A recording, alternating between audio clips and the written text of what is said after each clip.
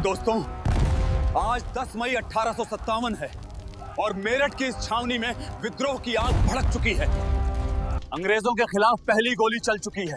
अभी हम दिल्ली की ओर बढ़ रहे हैं, बहादुर शाह जफर को फिर से हिंदुस्तान का बादशाह बनाने। लेकिन दोस्तों, ये क्रांति ऐसे अचानक नहीं हुई है, इसके पीछे सालों पुराने कारण हैं। आप बस वीडियो अंत तक देखना, आपको सारा सीन ब्रेन बोर्ड भाई मूवी की तरह दिखाएंगे और पेपर में इस टॉपिक से एक भी सवाल नहीं छूटेगा। भागो! साथियों, इस क्रांति को आप तब अच्छे से समझोगे जब आपको उस दौर के हालात पता होंगे। आइए शुरू से शुरू करते हैं। पहले आपको सामाजिक और धार्मिक कारण समझाता हूं। दोस्तों, अंग्रेजों द्वारा भारतीय समाज और धर्म में लगातार हस्तक्षेप ने भी लोगों के अंदर गहरा असंतोष पैदा कर दिया था। देखो कैसे कपड़े पहनकर आ गए हैं, शर्म आनी चाहिए इन्हें। ये हमारी संस्कृति नहीं है। अंग्रेजों के रहन सहन, खान पान, पहनावा और सामाजिक व्यवहार का प्रभाव भारतीयों की पारंपरिक सामाजिक मान्यताओं पर पड़ने लगा था, जिससे ये डर पैदा हो गया कि अंग्रेज भारतीय समाज की मूल संरचना को बदलना चाहते हैं। उदाहरण के लिए 1829 में लॉर्ड विलियम बेंटिक द्वारा सती प्रथा को समाप्त कर दिया गया। हालांकि ये एक सामाजिक सुधार था, लेकिन उस समय भारतीय समाज के एक बड़े वर्ग ने इसे अपने धार्मिक रीति रिवाजों में सीधा हस्तक्षेप माना।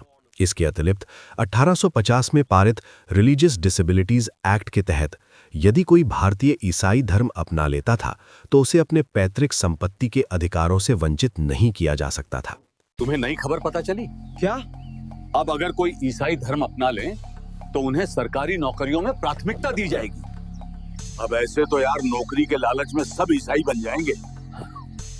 हमें कुछ तो करना पड़ेगा। इसके बाद 1856 में हिंदू विधवा पुनर्विवाह अधिनियम पारित किया गया, जिसे भी पारंपरिक सामाजिक व्यवस्था के लिए खतरे के रूप में देखा गया।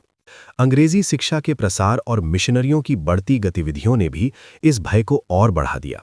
यहां तक कि रेलवे और टेलीग्राफ जैसी आधुनिक तकनीकों को भी संदेह की दृष्टि से देखा जाने लगा, क्योंकि लोगों को लगता था कि इनके माध्यम से अंग्रेज उनके धर्म और सामाजिक परंपराओं को नष्ट करना चाहते हैं। आइए अब राजनीतिक कारण समझते हैं।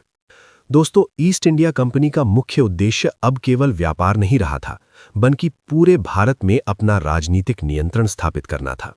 इसके लिए अंग्रेजों ने एक ऐसी नीति अपनाई जिसने भारतीय शासकों के अस्तित्व पर ही सवाल खड़ा कर दिया। इस नीति का नाम था व्यपगत का सिद्धांत, जिसे लॉर्ड डलहौजी ने 1840 के दशक के अंत में लागू किया। इस सिद्धांत के अनुसार यदि किसी भारतीय शासक का कोई सगा पुत्र नहीं है तो वो किसी को गोद ले